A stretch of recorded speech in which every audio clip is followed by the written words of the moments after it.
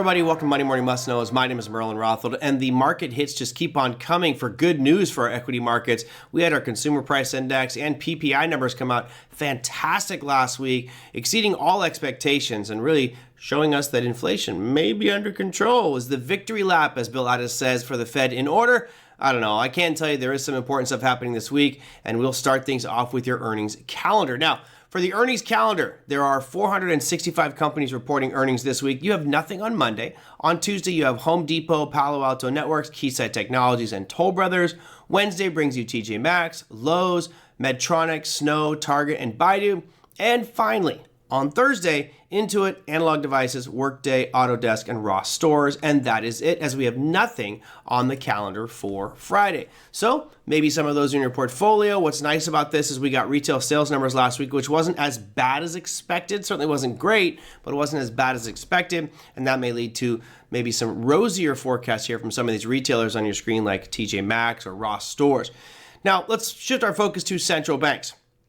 Of course, a couple weeks ago, Jerome Powell made a statement saying we're going to keep rates right where they are at and really cited economic data. Now, a lot of that data is shifting, and of course, President Trump is putting a little pressure on Mr. Powell to cut rates even more to stimulate this economy, and I'm sure we will see that discussion increase as we go forward. Unfortunately for us, the rate announcement this week has nothing to do with the United States. It has to do with Australia. The Reserve Bank of Australia will be coming out Tuesday just after the stroke of midnight Eastern time with a rate announcement. They are expected to drop 25 basis points from 4.1% down to 3.85%. So while we keep holding, other countries out there getting lower and lower and lower and lower, which, I guess is good for their countries and their respective economies, but certainly something we need to keep an eye on.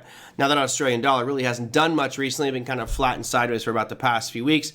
We'll see if that rate announcement causes a big spike. Now, let's go at one more piece of data for the week, and that is going to be services and manufacturing numbers. Of course, there's all this talk about bringing jobs back to America from the manufacturing perspective, but services is important as well. Now, this starts across the pond. We've got many different European countries reporting their services and manufacturing numbers.